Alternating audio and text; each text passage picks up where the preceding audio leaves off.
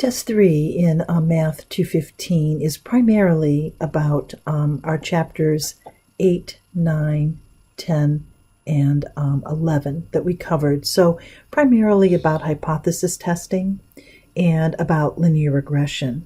We do have some review items from previously learned material. All tests in Math 215 are cumulative, and so for the material that is review, we often ask conceptual questions in the form of multiple choice questions or true-false questions. We do have some computational and short answer questions about some of the material that we've previously learned, and you'll see that that is kind of wrapped into this test review right here. So let's get started. What you're going to need to do primarily on each of these problems, or most of the problems, is decide what type of test you're conducting here. Sometimes you'll be told outright, sometimes you'll need to decide on your own. So hopefully pay attention to how we decide what test we are conducting. There'll be some clues that I'll try to point out along the way, and you'll want to take notes on those so that you're able to analyze what is being done in each problem and what you're being assessed on. So let's get started. When planning for construction of a parkway, engineers must consider the weight of cars to be sure that the road surface is strong enough. The weight from a simple random sample of 20 cars is given below. Use a 0.05 level of significance to test the claim that the mean weight of cars is less than 3,700 pounds. Assume the weights of cars is normally distributed. So first we'll need to select the type of test to be used in this problem. Looking through, we notice that we have one sample. So we can automatically discard these. We notice that our data is quantitative. So the chi-square test can go. Chi-square tests are for qualitative data, data that comes to us in words. We're asked to the claim says, we're instructed to test the claim that the mean weight of cars. So we can get rid of our test for the population proportion. So now we're left with either the z-test for the population mean or the t-test for the population mean. Remember, to distinguish between the z-test and the t-test, we ask the question, is sigma known? And of course the answer here is no. We do not know the population standard deviation. We're simply given a sample of data. So any standard deviation we get from a sample is the sample standard deviation. So that rules out the z-test. What we're going to have to do is the t-test for the population mean. Now you'll also be asked to identify the requirements for the test to make sure that they're met. So we need to select the requirements for the t-test for the population mean. We need to circle all that apply. Well, the first one, the population is right skewed. No, that doesn't apply to any of the tests that we talk about. The population standard deviation is known. We already said that was a no. The sample taken is a random sample. That is a condition for every test that we perform. The population standard deviation is unknown. That's also true in this case. The degrees of freedom is 0.05. No, that's not the degrees of freedom. That happens to be our level of significance. And finally, the sample size is greater than 30. That would be no in this case because we only have 20. What allows us to continue is that the weights of the cars are normally distributed. That's what allows us to continue in this case. So we're going to continue to perform the t-test. Remember, there are 5 steps to any hypothesis test, and you will be coached on this. The test will be laid out asking you for these 5 steps. So the first step is to set up the null hypothesis. So in the problem, we were told to test the claim that the mean weight of cars is less than 3,700. The mean weight of cars is less than 3,700. We're just going to write that claim as a mathematical expression. That happens to be our alternative because it contains the less than symbol, and so we know it's going to be a left-tailed test. The null hypothesis always contains the equality. condition, and so we're still testing a population mean in the null hypothesis, and the value will be the same as in the alternative hypothesis. So we're going to go to our calculators. Since we're given the raw data, the first thing we're going to have to do is go to stat and enter that data in list 1. So you can see that I've already done that. Pause the recording, enter the data. Once you've got the data entered, you can start the recording again to get instructions for the next steps. So once you've entered your data, you'll notice that you have 20 pieces of data. So we're on cell 21 when we've got it all entered in, and 21 is blank. We're going to go to stat, we go over to tests, and of course we're going to pick up the t-test. Our input is data. The mean in our null hypothesis is 3,700. The list that I put the data in was in list 1, so second one. My frequency is 1. And the sign in the alternative, we said we had a left tail test. The population mean is less than 3,700. So here would be our setup. We're going to calculate. And you'll see that the test statistic t is equal to a negative 1.813 for rounding to 3 places. The 5 tells us to take the 2, make the 2 a 3. And our p-value is 0.043 if we round to 3 places. So we're going to record that information. Our p-value is 0.043. Our test statistic happened to be a negative 1.813. And now we're ready to state the statistical decision of the test and justify our conclusion. Just a word, you will be able to do these tests using the p-value approach or the critical value approach. The choice is yours. Sometimes the instruction will say find the critical value or find the p-value, and actually we were asked to find the critical value of the test statistic. So let me go back and fix that. The critical value, I'm sorry, find the value of the test statistic. Let me fix that wording. Yeah, this should just be the value of the test statistic, and the test statistic is negative 1.813. That does bring us, you might be asked to find the critical value. Sometimes we ask for that. That's something a little different. So I'm going to just pencil that in here.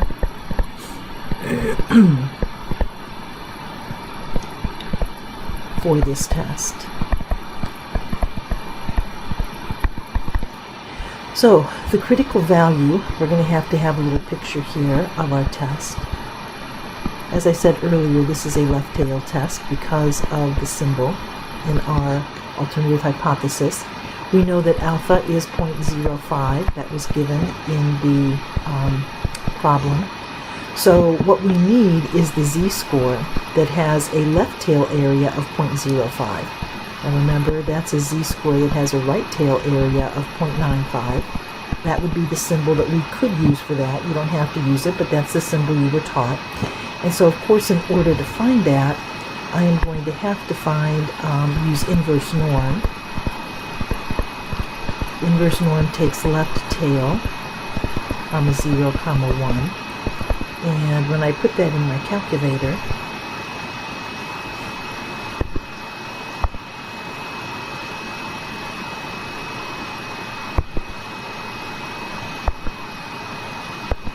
you want to go down to option 3.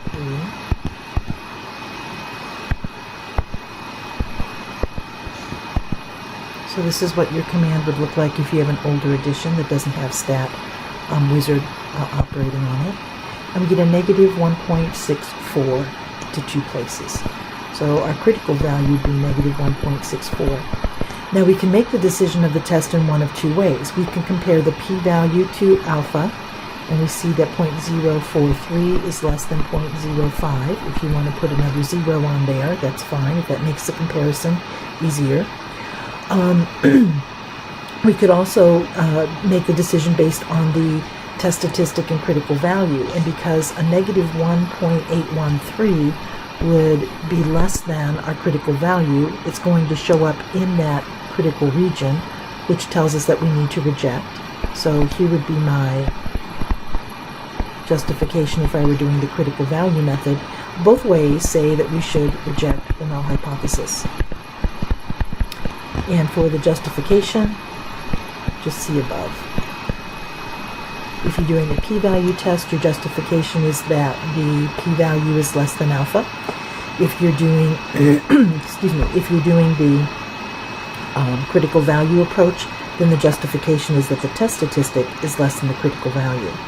Now we need to interpret the conclusion in the context of the problem. Remember, this conclusion is always talking about the alternative hypothesis. In the decision, we always talk about the null hypothesis, h sub 0. In the conclusion, we always talk about the alternative. So, since we're rejecting the null hypothesis, there's enough evidence to support the alternative, and we will have to state it in the context of the problem. So there is enough evidence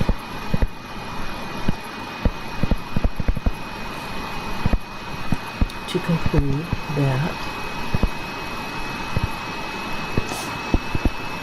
And you can go right back to the problem and capture the wording from that if you like, because in this case, the claim was stated in the problem. It was the alternative hypothesis. So we're going to conclude that the mean weight of all cars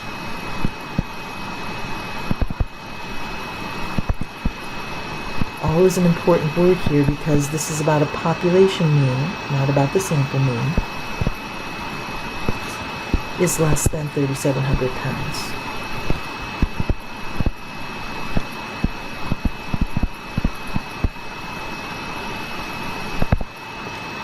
So, if you need to do some more work in this, on this type of problem, Chapter 8 is where you need to go. The group works are always good to review, so if you want to go to the group work for Week 8, you would get some good problems there as well if you want to supplement this practice. So we're also going to do some of Chapter 7, so you'll be asked to compute some confidence intervals for population means. So of course we do that on the calculator. Remember that we have a little bit of matching that goes on here. So if we did the t-test for our hypothesis test, we're going to look for t-interval for the corresponding confidence interval. So coming down to number 8, you'll notice that the screen is already set up for us because we did the hypothesis test and the calculator saves our entries. So the input is data. The information, the data was in list 1. The frequency is 1. I just need to check my level of confidence. I want the 90% confidence interval, I believe. Yep. So that's set up. And I'm going to calculate. And so my confidence interval starts at 3,260.3 and it ends at 3,689.7.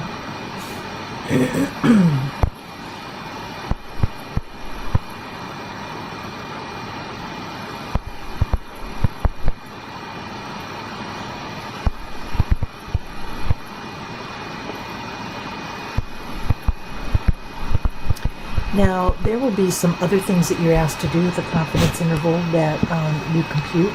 You should be able to find the margin of error m. Remember, the margin of error m is the width of the interval divided by 2. So the width of the interval would be the difference, 3689.7 minus 3260. Let me fix that.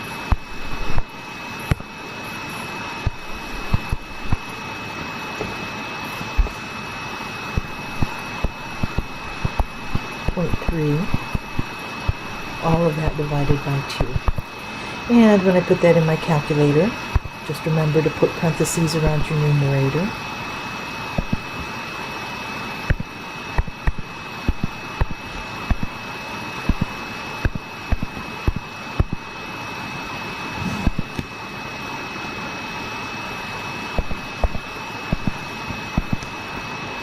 and we will get 214.7.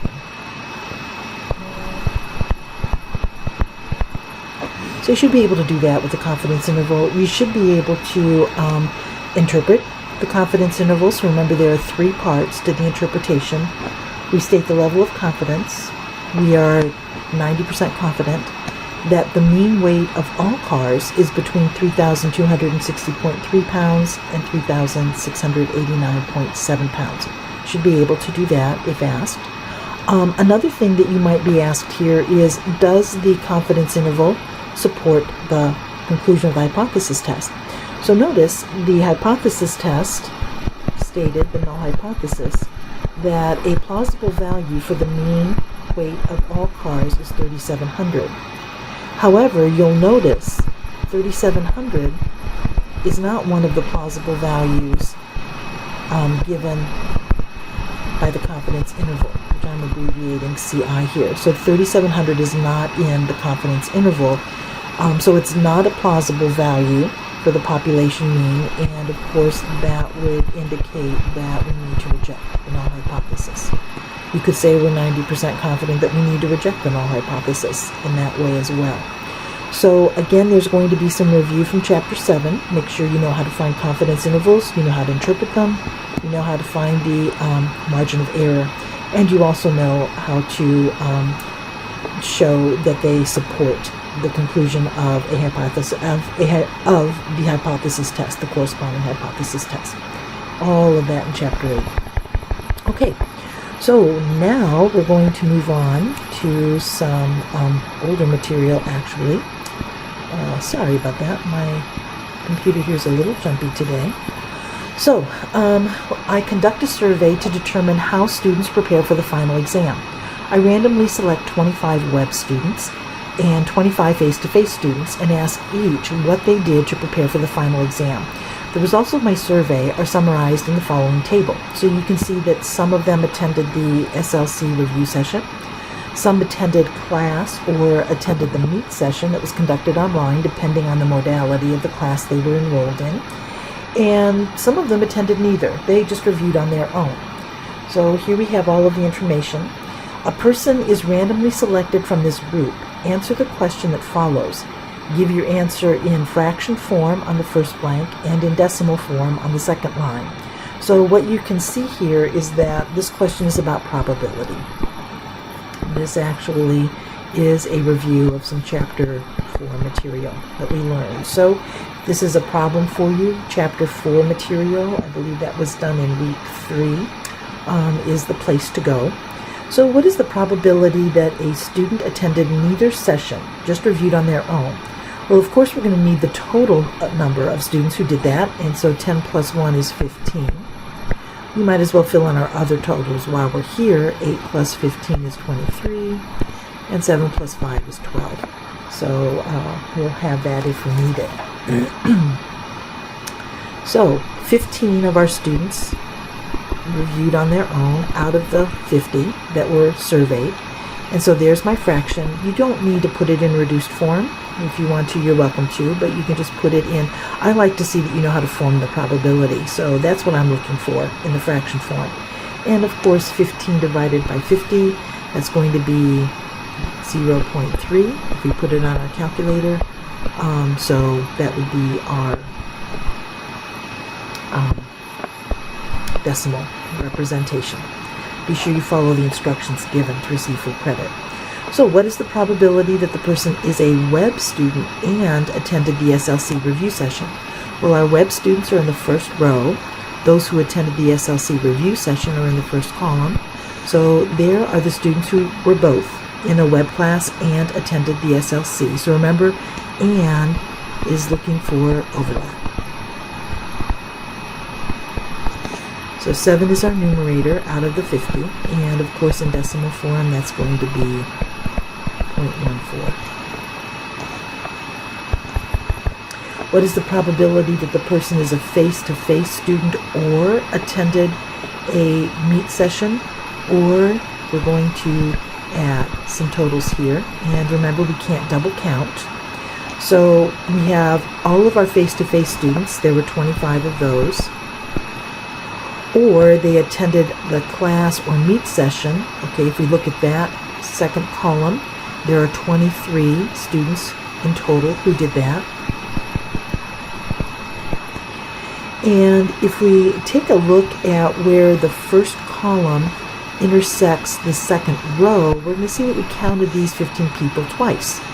These 15 students were in the 25 because they're in the face-to-face class. They were in that 25 total. These 15 students were counted again when I wrote down 23 because they also attended the meet session. So we have to remove them from our consideration, divided by 50, of course. So 25 plus 23 minus 15 gives us 33 out of 50. And of course, that's going to be 0.66 as a decimal. If you don't recognize that when you're dividing by 50, you just need to multiply the numerator by 2 to get your decimal, to make it 66 out of 100. That's fine. You can always use your calculator to get that if you need to. Part D says, what is the probability that the person attends the SLC review session given that the student is a web student? So remember, when you see the word given, what you're really given is a new sample space. And if you're given a new sample space, that means your denominator for your fraction is going to change. So we're not talking about all 50 students in this particular problem. We only want the web students. There are 25 web students. So there's our new denominator. So of course, in part D, we're only going to focus on the first row. That is our new sample space. So of those 25 web students, 7 of them attended the SLC review session. So we're going to have 7 as our denominator, our numerator. So 7 out of 25 would be our fraction. And of course, if we put that on our calculator, we're going to see that that's equal to 0.28. Finally, we need to determine whether the type of student and method of preparing for the final exam are independent, using our results from above. So, remember the definition of independence. It goes something like this. The probability of some event A given B, if that probability is exactly the same as the probability of A, with no reference to B may or may not have occurred. If that's true, then we say the events are independent. That's our definition. So we're looking for a conditional event, and that's given in part D. This is the probability that the person attended the SLC review, given that they're a web student. So now we want to compare that to the probability of attending the SLC review. So if we look above, that probability we did not calculate, so we will need to calculate that one for this part. So we're looking at the probability that the person attended the SLC review, given that they're a web student. Is that the same as the probability that a person attended the SLC, whether or not they're a web student? They could have been web or face-to-face. So if you look at your totals above, there were 12 students in total that attended the SLC. That's the first column out of the 50. So is 7 out of 25 equal to 12 out of 50?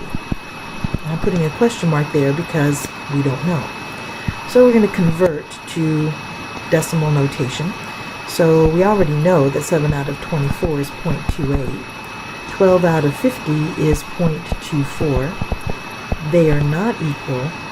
So we would have to say that these events are not independent.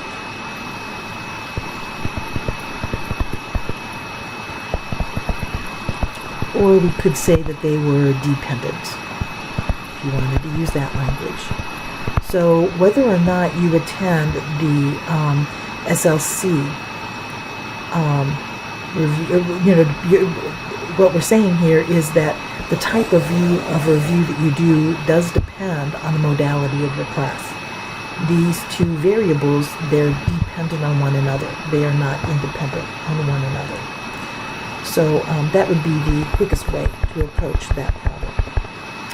And again, Chapter 4, you did a lot of this. The Chapter 4 group work here is an excellent place to go and to brush up on the material that we just had in this problem. So week 3 review, group work is a good thing to review.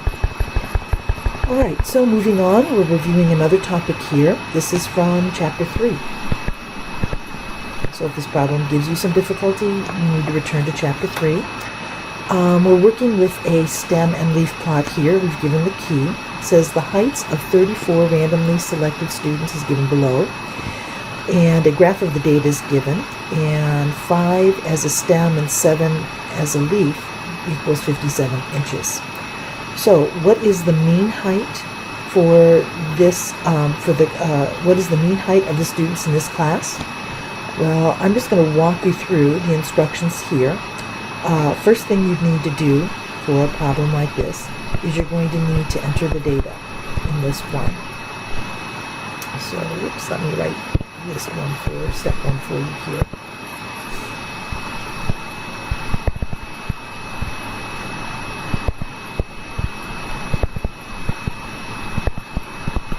So go ahead and pause the recording for a minute, enter that data into list 1, and when you've done that, go ahead and start the recording again to see what you need to do with it.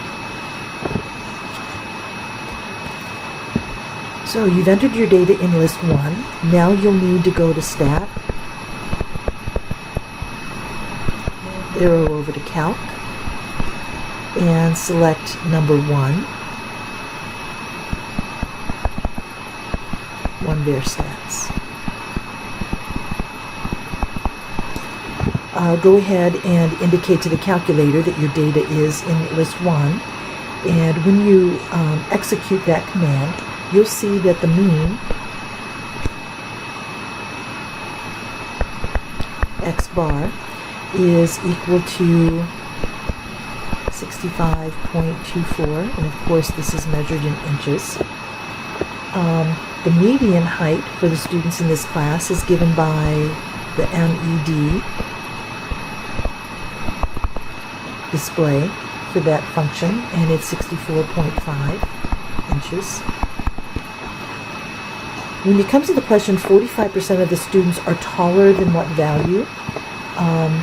We need to find we need to be careful here. 45% of the students are taller than what value? Well, if 45% of the students are taller, that means that 55% of the students are shorter. And so this is really asking us to find the 55th percentile. If that had said 45% of the students are shorter than what value, that would have been the 45th percentile. Because it says 45% of the students are taller than what value, we have to stop and find out the percentage that are less than the value we want, because then we can find the corresponding percentile, which would be the 55th percentile. So in order to do that, excuse me, we need to find how many students we're talking about, so that are below this. So 55% of 34 is 18.7. Remember, we always go up to the next integer. So 19 is our locator. So we're going to go to the 19th value in our ordered data set in the stem and leaf. 1, 2, 3, 4, 5, 6, 7, 8, 9, 10, 11, 12, 13, 14, 15, 16, 17, 18. 19th value is that first 66. So 66 inches would be the answer here. 45% of the students are taller than 66 inches. What is the 70th percentile? Okay, that's a little more straightforward. 70th percentile, in order to find that, we need to find out what 70% of 34 is. And when we calculate that, we get 23.8. So we want the 24th value.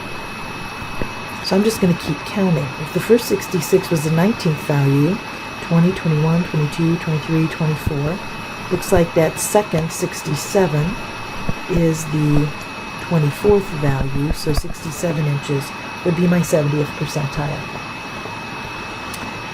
Question 4 is also from chapter 3. My calculator is my computer, has its own mind today. I think it wants to hurry us along. It's just going to have to wait, isn't it? So let me see if I can get this down so we can see it. Here we go. This is also a chapter 3 problem. So the following frequency distribution represents the weights of patients of a health clinic. So you can see the grouping here.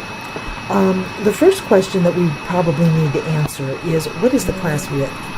Because we're going to have to put some data into our calculator, and in order to do that, we're going to have to calculate the midpoints if we're going to find the mean and the standard deviation. So, of course, to calculate the midpoints, the class width is going to be helpful.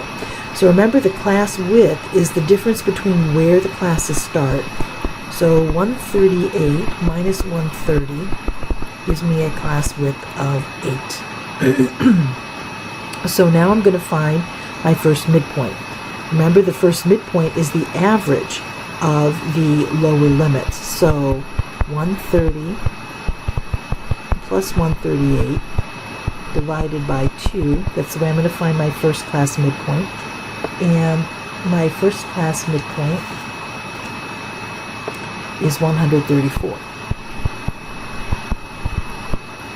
So 130 plus 138 is 268. 268 divided by 2 is 134. Now, in order to get the rest of my midpoints, all I need to do is add the class width. So 134 plus 8 is going to give me 142. And 142 plus 8 is going to give me 150. 150 plus 8 is 158. 158 plus 8 is 166. 166 plus 8 is 174. 174 plus 8 is 182. And 182 plus 8 is 190. So now I'm going to enter the midpoints in L1 and the frequencies in L2.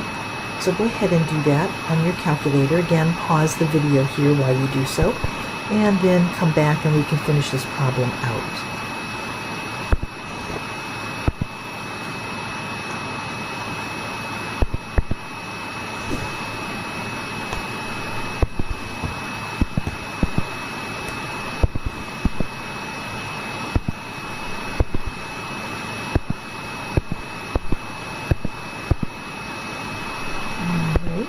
So I have entered my midpoints and my frequencies in list 2. Notice that they both have to be the same length. So when you're done, you should have a frequency for every class. Once you've entered your data, this is what your screen should look like if you've done that. We're going to go to Stat. We're going to choose Calc. We're going to choose one var stats. Our data is in second 1 for list 1. Here, we're not going to leave the frequency blank like we did before. Our frequencies are in list 2. And we're going to calculate. Now, if you have an older calculator, your command, your command is going to look like this. Okay, it's going to be one var stats, L1, L2. If you've got an older calculator, you can see here that the mean is 162.12 if we're going to round to the nearest hundredth, or I'm sorry, 0.11 if we're going to round to the nearest hundredth. And our standard deviation is SX 14.19. So our mean 162.11 and our standard deviation 14.19. Use the empirical rule to find the interval that contains 95% of the weights. Notice that our data is bell-shaped here. The higher frequencies are in the middle, and the tails have very similar, they're symmetric. We can see that by looking at the frequencies. So the empirical rule would apply. So 95% is associated with plus or minus 2 standard deviations. That's what you have to remember. 68% is within 1 standard deviation, 95% within 2 standard deviations, 99.7 within 3. So the interval is going to be our sample mean plus minus 2 standard deviations. So 162.11 plus or minus 2 times 14.19. You can do this on your calculator. When you do, 162.11 minus 2 times 14.19 is 133.73 pounds. And 162.11 plus 2.14.19 is 190.49 pounds. So again, all of that is a review of Chapter 3. So moving on.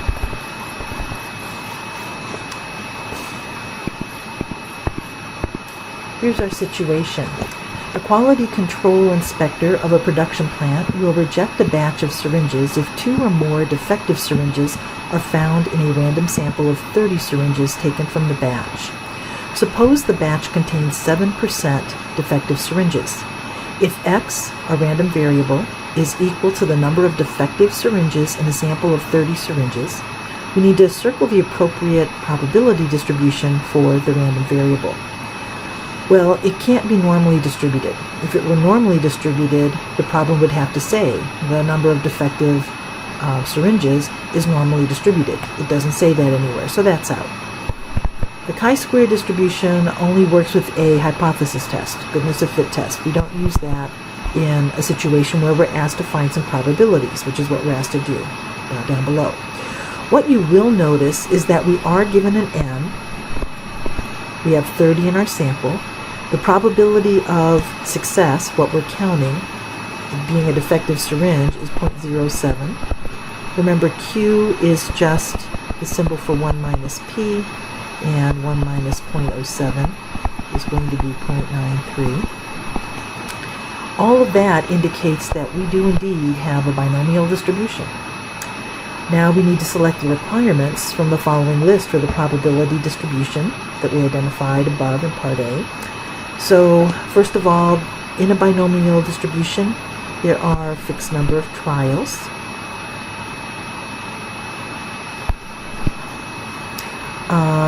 The sample size is more than 10. That doesn't apply to this situation. Each trial is independent of each other. That has to be true for binomial.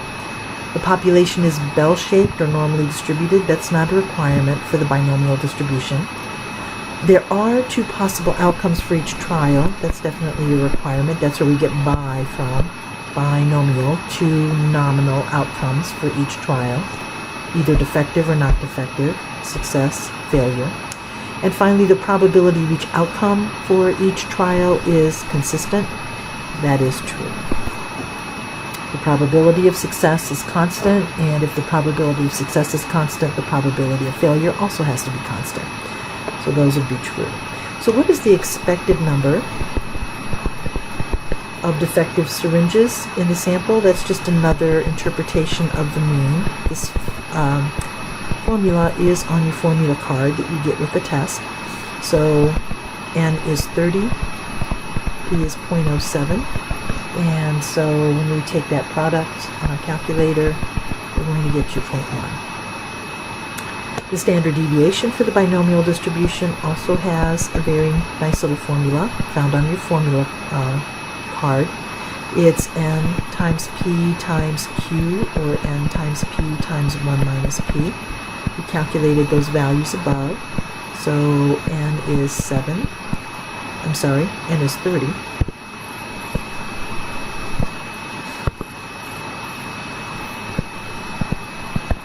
P is 0.07, and 1 minus p we already calculated as 0.93. And so when we put that in our calculator, we get 1.397 when we round to 3 decimal places. This information for the next part I gave you, this was in Chapter 5, I forgot to tell you that. This next information for probability, I gave you all of those calculator instructions on your process chart for week 5. So if you take a look at your guided notes for week 5 and the process chart there, you'll want that information on the formula sheet that you write out for yourself. So what is the probability that there are 4 defective syringes in a sample of 30? If you look at your process chart, you'll see that when we want the probability of exactly a single value, that's a binom PDF function. Binom PDF requires n, which is 30. It requires p, which we identified as 0.07, and it requires x. X is what we want the probability for, so x is 4 in this case. And when you put that on your calculator, you get 0.0997. So just a reminder of where that is found. If you want the binom PDF or the binom CDF, you have to do second pairs to get to your distributions. And going down to items A and B. A is binom PDF, B is binom CDF. So that's where you find those on your calculator. All right, what is the probability that there are at most 2 defective syringes? So if you look at your process chart for week 5 on your guided notes, you're going to see that at most is the binom CDF function. And again, the binom CDF function takes n, it needs p, and it needs x. And so when you put that in your calculator, you get 0.6487 to 4 decimal places. What is the probability that there are at least 5 defective syringes in a sample of 30 syringes? So again, looking at the process chart for week 5, you're going to see that that command is 1 minus binom CDF n p x minus 1. So plugging in our values, we get 1 minus binom,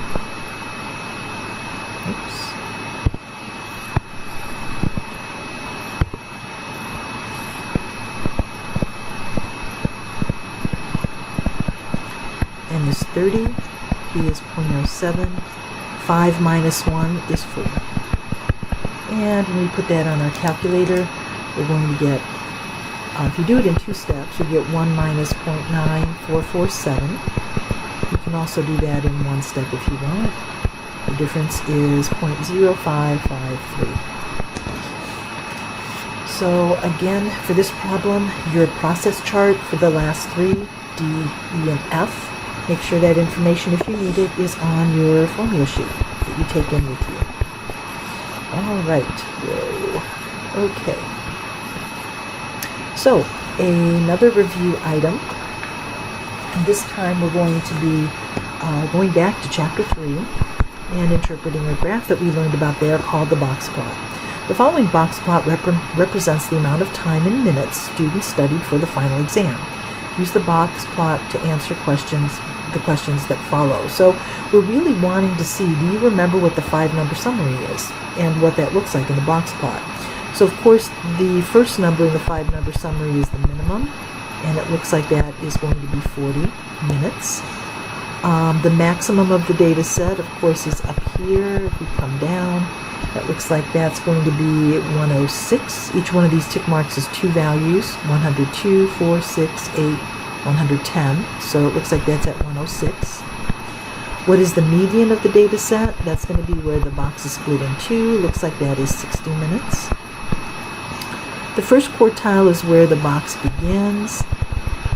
Looks like that is 52, 54 minutes. The third quartile is where the box ends. That's at 80 minutes. The interquartile range is equal to Q3 minus Q1. So 80 minus 54 is going to give us 26. The outer boundary is going to be the lower outlier boundary is going to be the first quartile, where the box begins, minus 1.5 of the interquartile range. And when you put that on your calculator, you get 15. The upper outlier boundary starts at where the box ends, at the third quartile, 80. This time we're going to add 1.5 times the interquartile range, and we're going to get 119. So again, if you need some review on that, see Chapter 3. That would be week 2, actually, Group work would be a good place to go, and I believe our application was all about box plots as well. So now we're coming up to a problem that surprisingly a lot of students seem to miss. I'm not quite sure why, so hopefully having said that, you'll pay attention here. Excuse me, I'm just getting over a cold here. So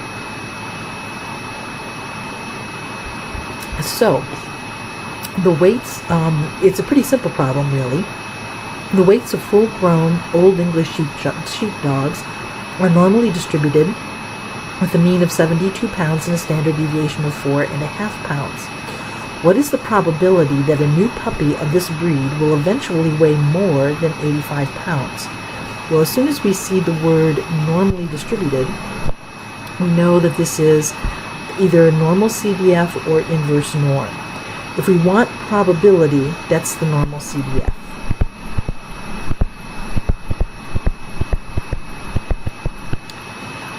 More than 85 pounds, the input is going to be 85 for our lower limit, E99 or 1E99 for our upper limit. The mean is 72, and the standard deviation is 4.5. So when you put that in your calculator, let me show you where those commands are.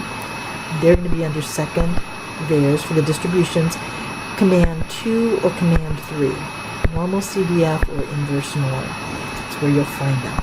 So when you put this on your calculator, you're going to get 0.0019.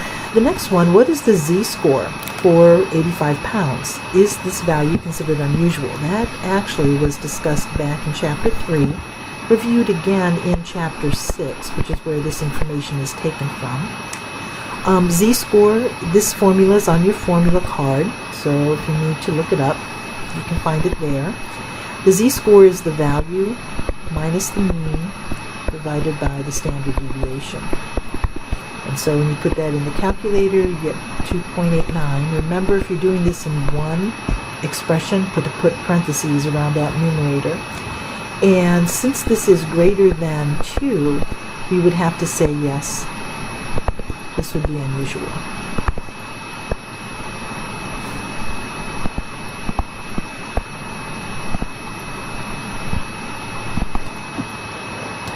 Part C says, what is the probability that a randomly selected dog of this breed weighs between 70 and 80 pounds? This will be a lot like A. Begins at 70, the area ends at 80, the mean is 72, the standard deviation is 4.5, and when you put that on your calculator, you get 0.6339. Here's one where a lot of students will trip up. So I want to highlight some things here. If a random sample of 16 dogs are taken, or is taken, what is the probability that their mean weight is at most 71 pounds? So now we're talking about a slightly different distribution than was given in our problem here. The mean for the sample means looks like this. Talking about the sampling distribution for the sample means. It's equal to the mean of the population, which is 72. The standard deviation for the sample means is equal to the standard deviation of the population divided by the square root of the sample size. And so that's going to be 1.125. We put that on the calculator. Now, if we're asked for a probability using this. So for example, whoops, let me give you one. I'm sorry. I get a little impatient and I push the down arrow too many times, I think. My calculator is just slow today, kind of like I am, so I just need to slow down. Alrighty. So I might ask you, what is the I did ask you, what is the probability that their mean weight is at most 71 pounds? So if you need to, draw yourself a picture. Sometimes these at most or at least problems are a little bit tricky. The mean is 72. At most 71, this is going to be a left tail area actually. The most the weight can be is 71. So now we know that this is going to be a normal CDF problem. And Remember, probability is area. It's a left tail area, so negative E99. We stop our area at 71. Our mean is 72, but our standard deviation is much smaller than it was for all the other problems. Our standard deviation is 1.125, all because we're finding the probability for a sample mean. So when I put that in my calculator, I get 0.1870.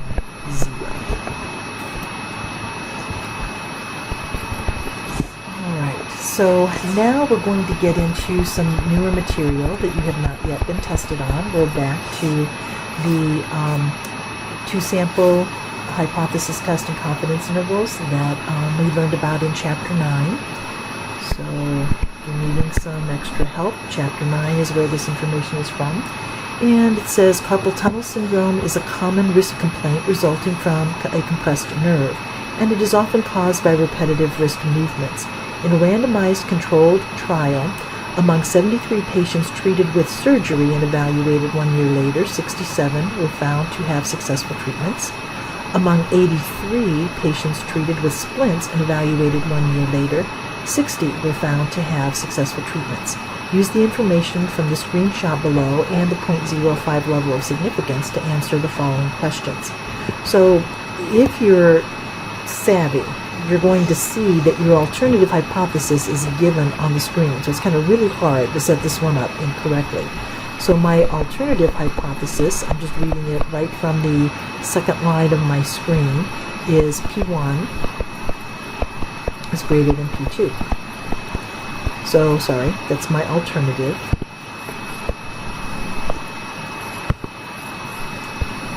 My null hypothesis is this, it uses the same symbols, but we use the equal sign between them. So there's my null and alternative hypothesis.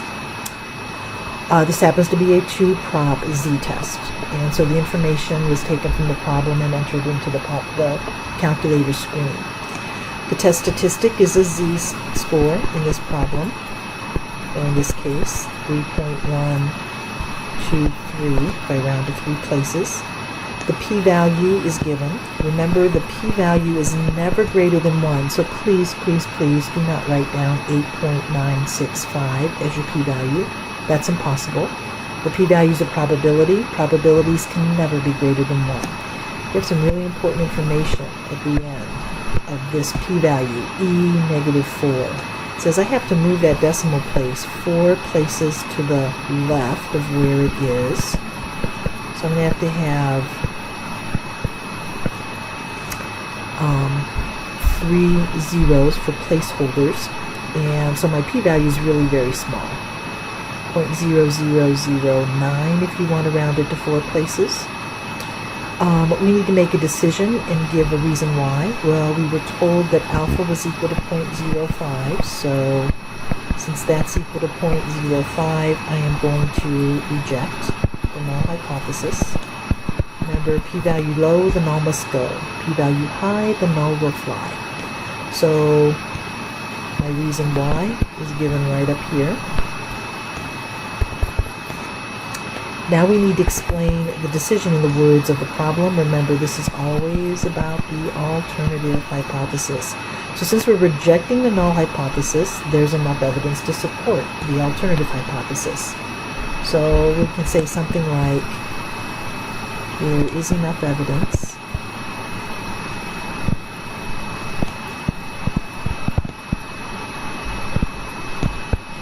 to conclude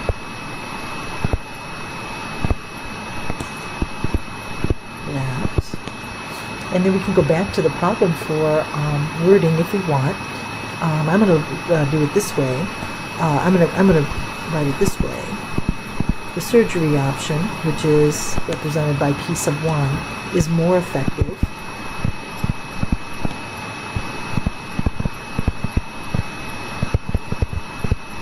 than splinting.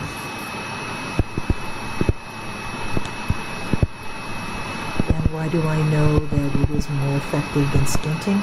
Because the success rates, that's what we have up here. P1 and P2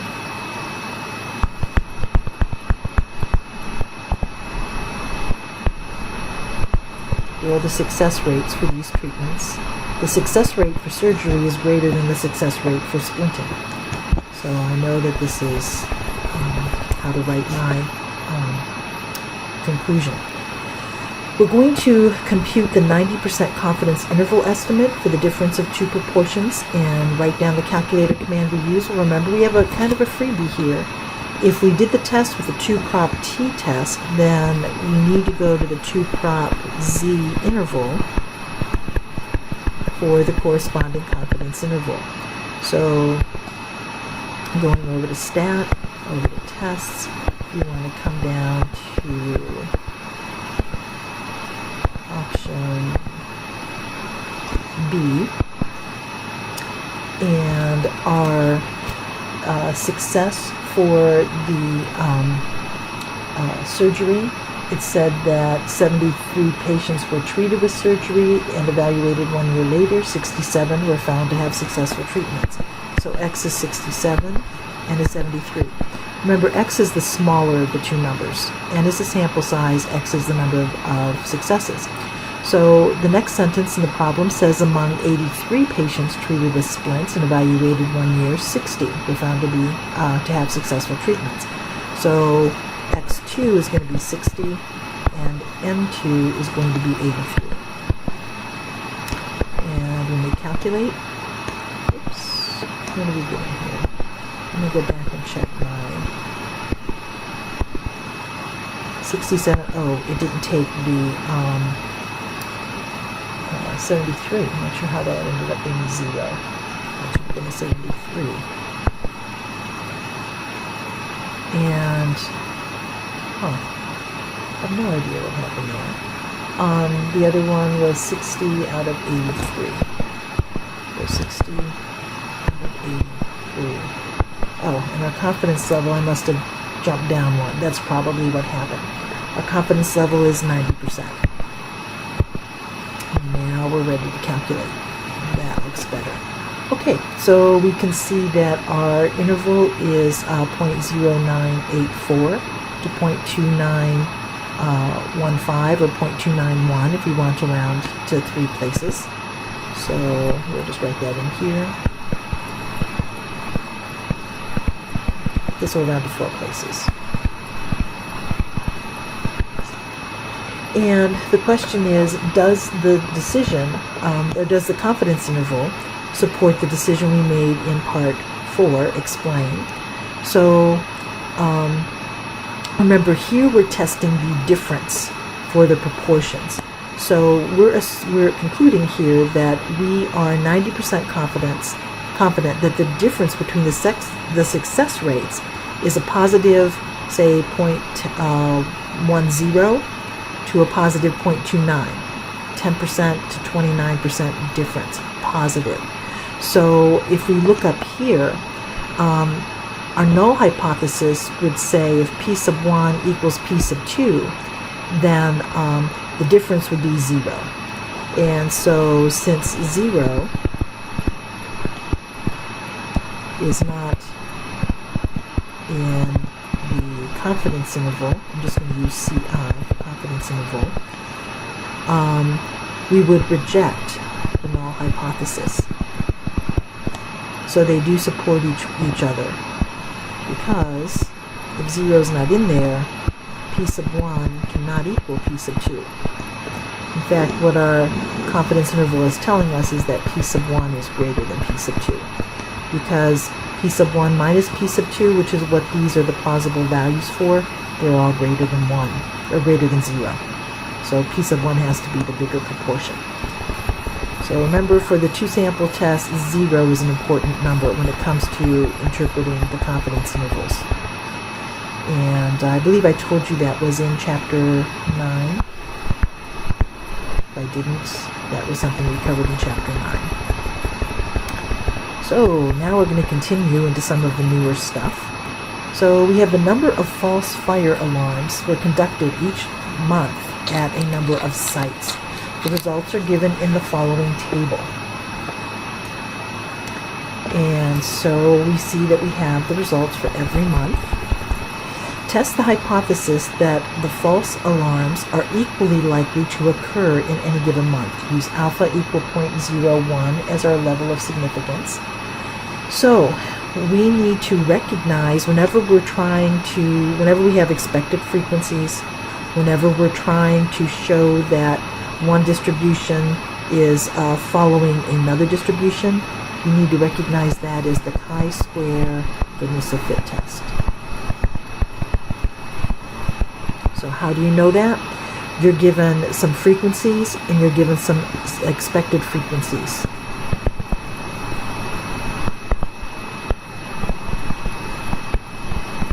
Well, you'll be finding the expected frequencies. That's kind of the giveaway that we're working in a chi-square test. And since we're trying to fit a distribution here, it's the goodness of fit test. So our null hypothesis are that the probabilities are equal.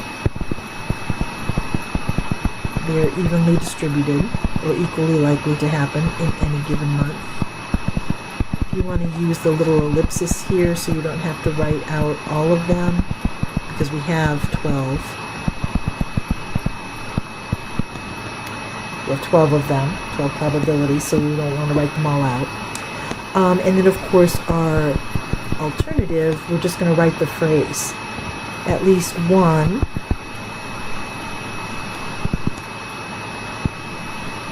of these, what we're going to call them P sub i's, that I is just a placeholder for 1, 2, 3, 4, 5, up to 12, is not equal to, and what I'm going to write here is, I'll tell you where I get this, 427 divided by 12. So in order to fill in the expected frequencies, we're going to have to add up the total number of false alarms. And if you add up all those numbers, you're going to see that you get 427 total alarms in this year, false alarms in this year. If they're equally likely to occur in any month, then our expected value is going to be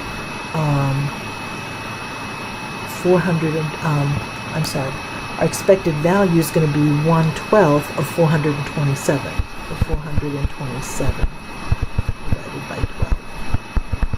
So that's going to be, what, 35.583. And actually I misspoke a little here. That actually should be equal to, it's easier than that at this point. I'm not sure why I was thinking. The proportion should be 1/12. 1/12 of the total false alarm should happen every month if they're equally divided. So actually our proportion is 1/12 in our alternate hypothesis. Very similar to what we did with the die in class during that week. And by the way, this is coming from chapter 10. Oops, sorry about that.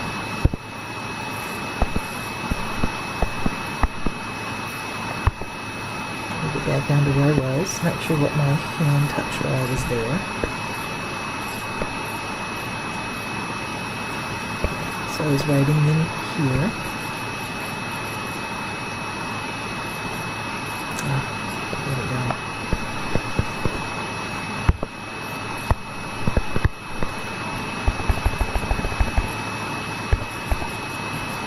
So we've got our 1/12 right here. So now we need,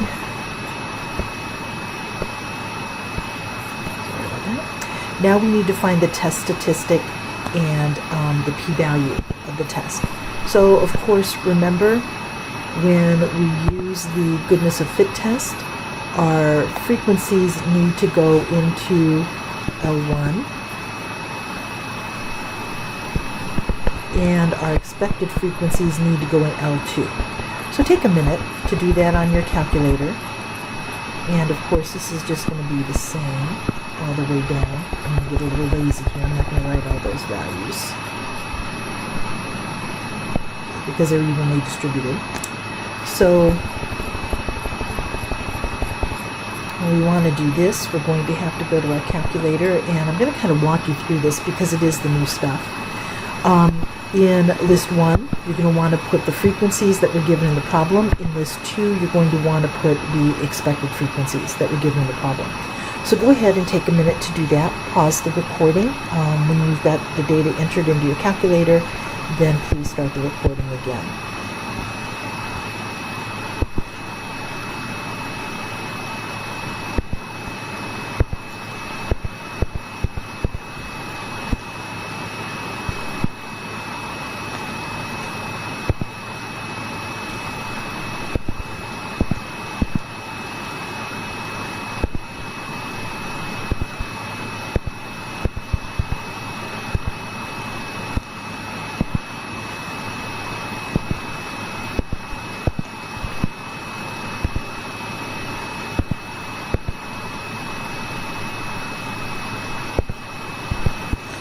So, if you finish that, your list looks something like this. Now we're going to go over to Stat, and go over to Tests, and we're going to pick up the chi-square GRF test, goodness of fit test. If you have an older calculator, you'll go to Program to pick this up and execute it. So, option D if you've got it. Our observed frequency is in list 1. Our expected frequency is in list 2. The degrees of freedom here, we had 12 categories. So we'd have what? 12 minus 1, would be our degrees of freedom.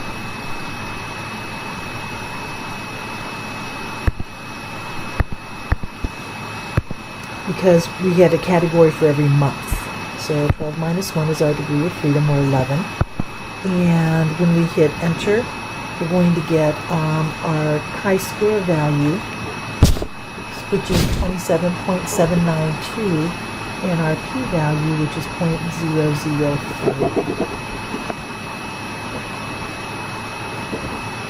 So we can write that down. Our test statistic is a chi-square value, and it's going to be 27.792. And our p-value, we said was 0.003. So we need to state the statistical decision of the test and justify our conclusions. So we're going to reject the null hypothesis because our p-value is less than alpha, which is 0.01 in this problem. And then when it comes to interpreting, if we're rejecting the probability that they're equally, if we're rejecting that they are equally likely to occur in any month, you could say something like this: there is enough. I'm sorry, my calculator, I think, is saving my work here. It should be ready in a minute or two.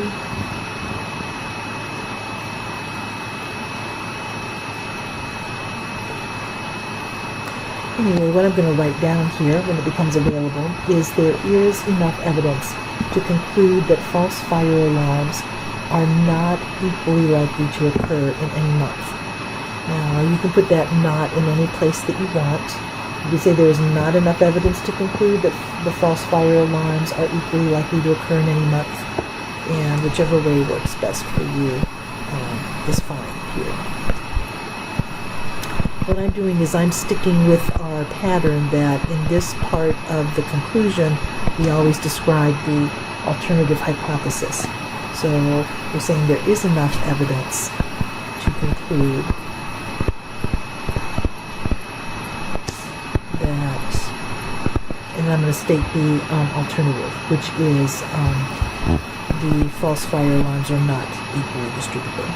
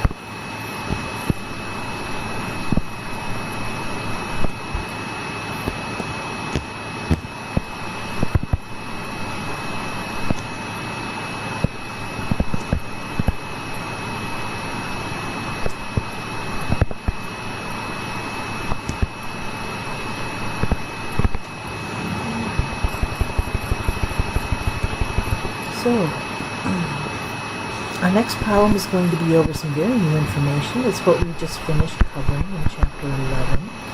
A researcher wants to determine, let me get this up here so you can see it. A researcher wants to determine if a person's age is related to the number of hours he or she exercises per week. The data for the sample is shown below. So, if we want to look at the relationship between two quantitative variables, we're going to have to use linear regression. So we're going to identify the independent and dependent variables in the data set. So if we're going to use age to predict the number of hours of exercise that a person does per week, age is going to be our independent.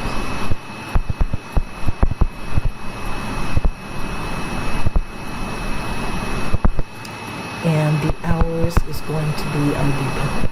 So we're saying to do the hours of exercise depend on a person's age. So if we're going to create the scatter plot, that's something that's very simple to do. We're going to put the age in list 1, the hours in list 2. So again, pause the recording. Take a moment to do that.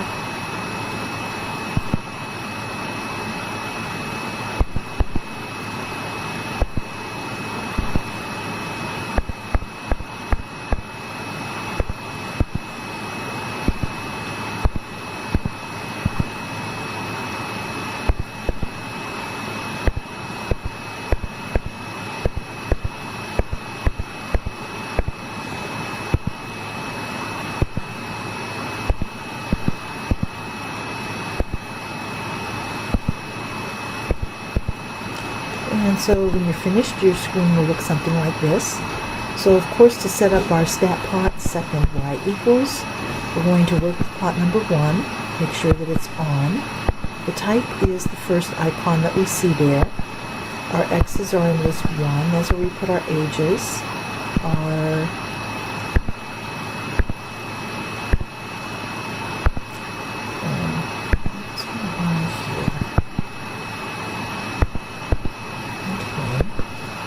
y's are in list 2, and the mark, of course, you can use the square or the plus key. Now remember, after you've done this, you can quit.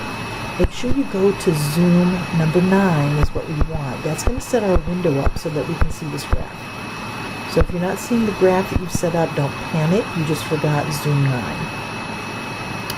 Right now, just ignore that line that's there.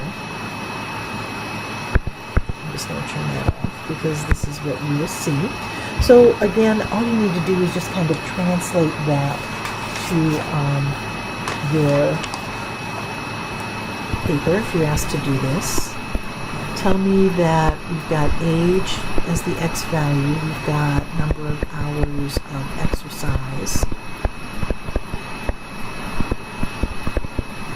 as the y value, and it looks something like this.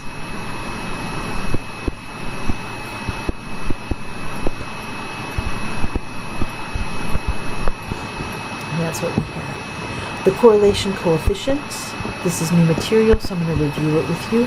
We want to go to Stat Calc. We want to choose number 8, the linreg A plus BX. Our X list is in L1. Our Y list is in L2. We have no frequency, so we're going to have to clear that. If you want to store your regression equation in Y1, you can do that. All you have to do is go to Theirs, over to the Y variables, pick up function, pick up Y1, and now we're ready to calculate. And so our correlation coefficient is R, negative 0.925. That negative sign is a little hard to see, so pay attention to your scatter plot. If the scatter plot is decreasing, R is going to be negative. So just pay attention to the details here.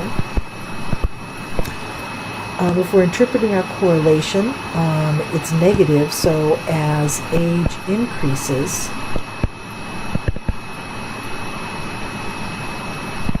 the number of hours of exercise decreases.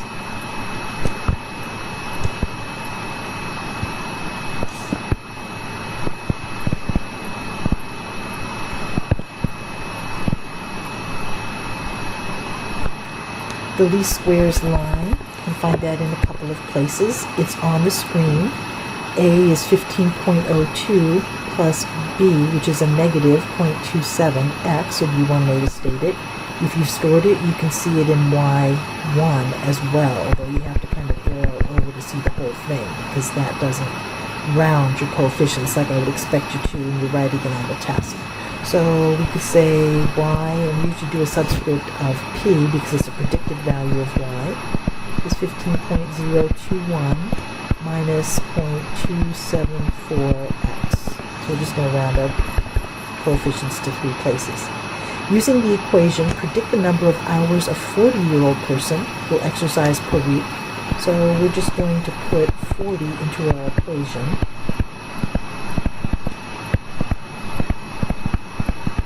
Where we see x. And of course, when we put that into our calculator, we get 4.046. And using the equation, predict the number of hours a 33-year-old person will exercise per week. So, same thing that we did in the previous part, but with 30 this time.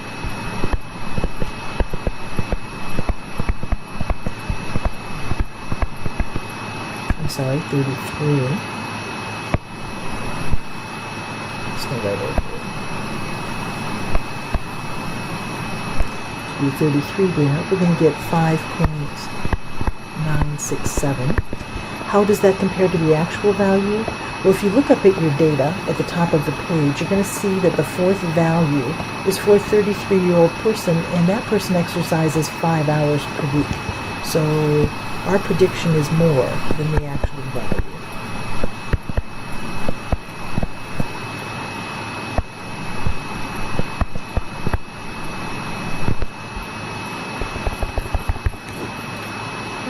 So, moving on.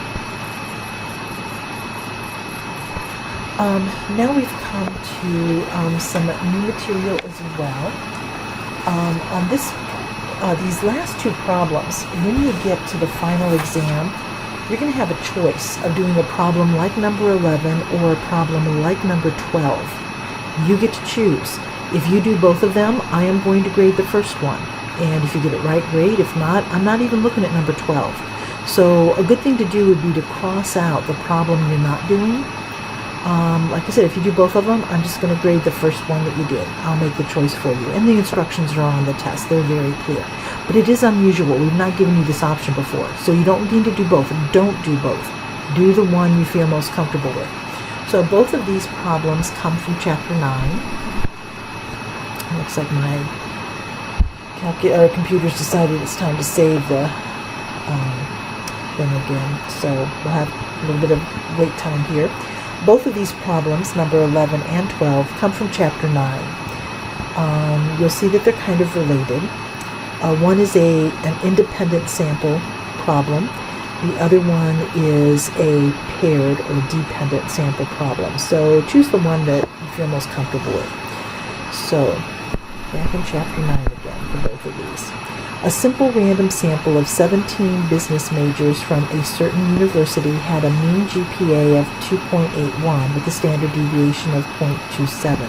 A simple random sample of 23 psychology majors was selected from the same university, and their GPA was 2.97 with a standard deviation of 0.23. Box plots show that it is reasonable to assume that the populations are approximately normal. That's because we have small sample sizes here. The question of interest is whether the mean GPAs differ between business majors and psychology majors. Let mu sub 1 be the population GPA for business majors, and let mu sub 2 be the population mean GPA for psychology majors. Use alpha equal 0.05. So if we're going to do, we're going to set up the null and alternative hypothesis. Remember, we've got two samples. Mu sub 1 equals mu sub 2 be the correct setup here. Our alternative, we're testing the whether the mean GPA differs. So it's going to be mu sub 1 is not equal to mu sub 2. We're going to calculate the test statistic and critical value and the p-value. So be prepared to do either one. Again, you'll be able to do the test the way you want it, but you may be asked to find the critical value. That's why I've tucked them both in here. So, of course, the test that we want to use is going to be the 2-SAMP t-test. We're going to come down here to number 4. Statistics were given in this problem. The mean for the first sample is 2.81. I'm just getting that from the problem. The standard deviation for that first sample is 0.27. And the number in that first sample, we had 17 business majors. For our second sample, the mean GPA was 2.97. The standard deviation was 0.23. And we had 23 psychology majors. Now, in our in our alternative hypothesis, we have mu1 does not equal mu2, so we're going to select that first one. Remember, we always leave pools set at no, so now we're ready to calculate. So our test statistic is that negative 1.971 value, and the p-value is right beneath it, 0.058. So I'll record those.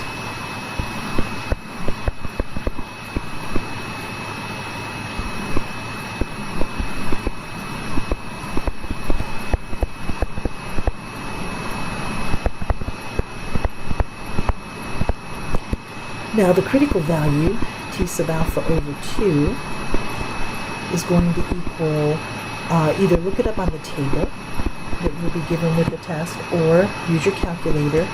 Inverse T is option number 4. I'll show you how to do that in a minute to remind you. It needs the left tail area.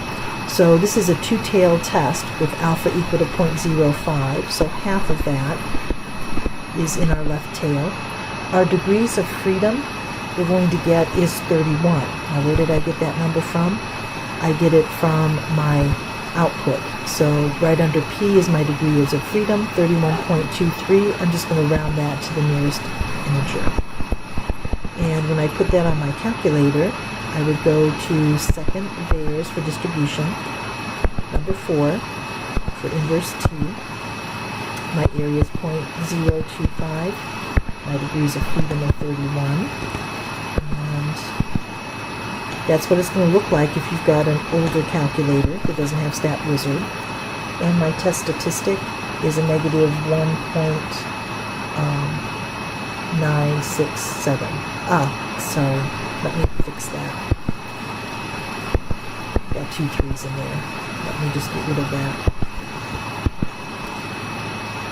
There we go. This is better. A negative 2.040. We round to 3 places. 5 said to take that 39 up to 40. So we need to make a decision and give y. So I'm going to go with the p-value approach. We're going to not reject the null hypothesis.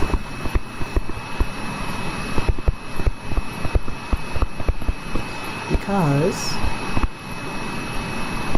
our p-value is greater than alpha, which is 0.05. So 0.058 is just a little bit bigger, so we're not going to reject it. And so we're going to have to say there is not enough evidence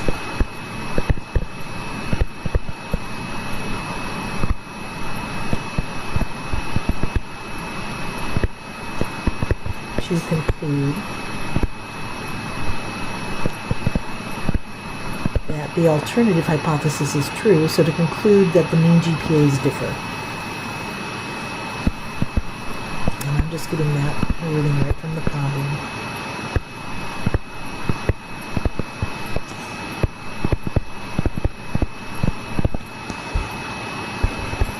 Calculating the 95% confidence interval. Remember, if I used 2-SAMP t-test, I'm going to use 2-SAMP t-int.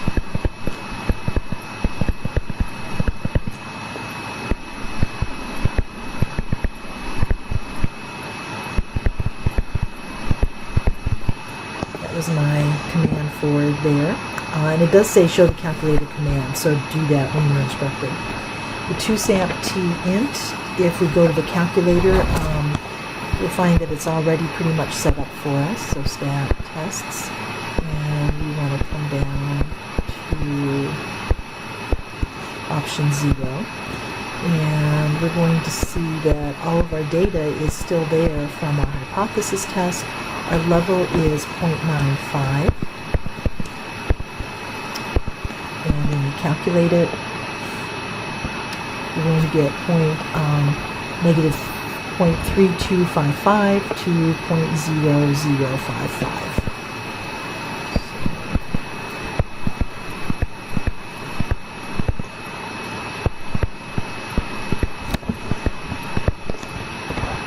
So notice that 0 is a plausible difference because it is in the interval.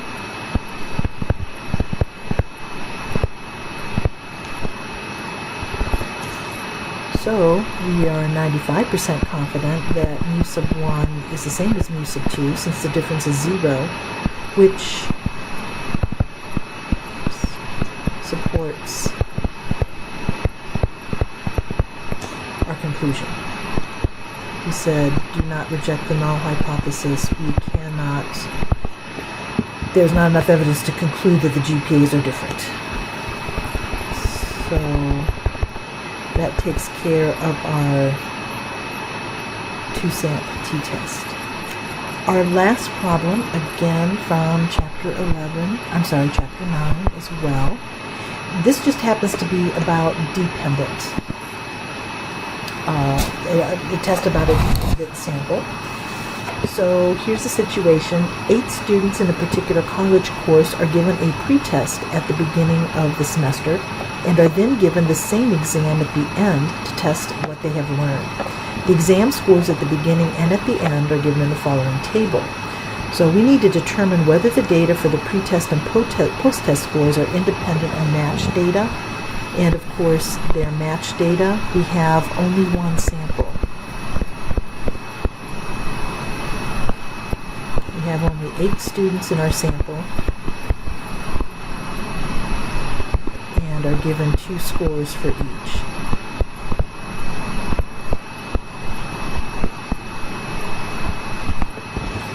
So we need to complete the last row of the table to find the difference between the scores. Now, we can just do that from our calculator. So what you'll need to do at this point is pause the recording, put the end numbers in L1, put the beginning numbers in L2, and then in L3, you just want L1 minus L2, and you can read the differences off from there. So go ahead and pause the calculators, or the recording, see if you can do this, and then when you've done it, turn the recording back on and check your work.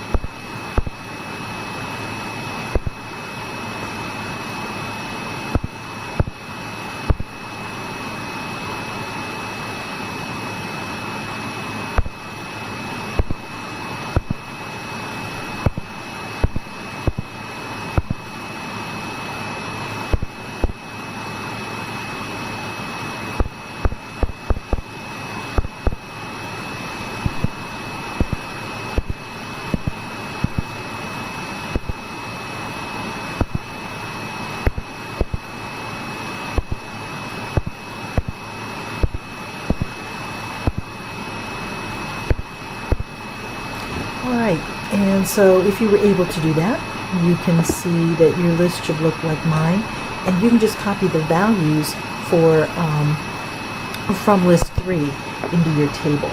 So we've got 11, 13, 3, 14, 15, 9, actually someone did worse, -2, and +1. So we're going to construct a 95% confidence interval for the mean difference. Remember that this is a t-interval calculation. We're going to treat this one sample as, we only have one sample, so it's going to be a one sample command that we use here. So our t-interval, remember that's number 8. It's going to be data as our input. And our data is in list 3. We want the differences. So the frequency, we need to clear that out. The frequency is 1. Right? And so we'll type in a 1 there. We want the 95% confidence interval, so that looks good. And when we calculate, we're going to see that our difference is 2.582 to 13.418.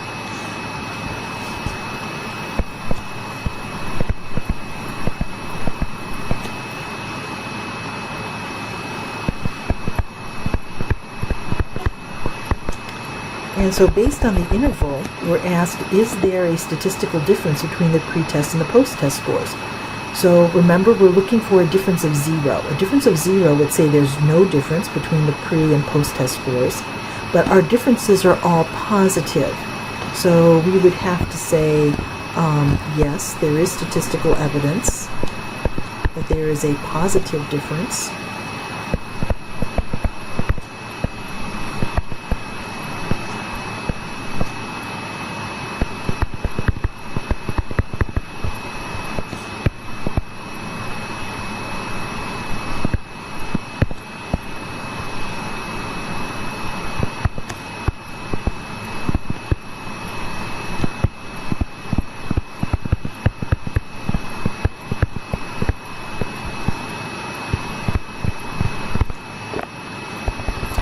And then you're going to be asked to perform a hypothesis test.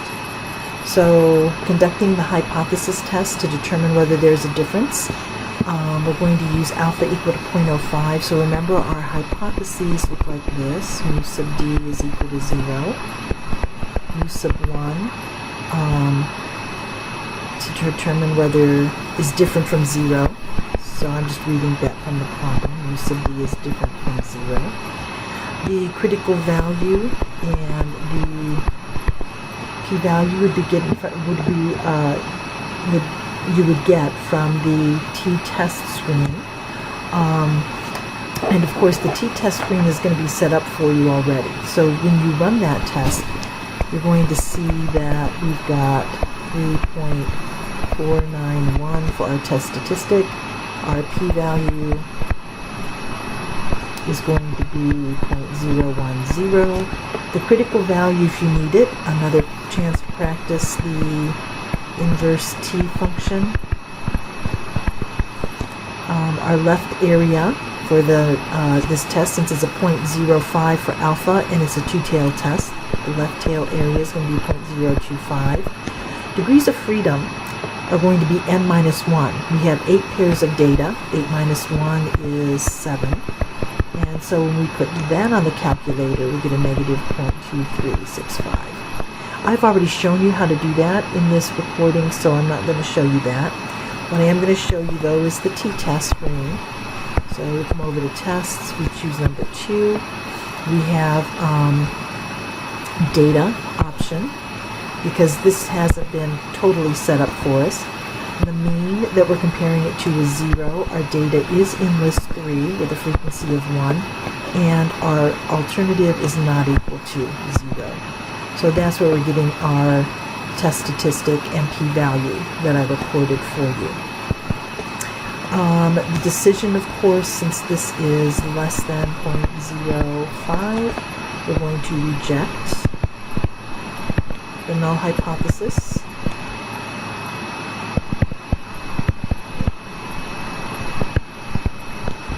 And finally, our conclusion, there's enough to conclude that the alternative is true. So there is enough evidence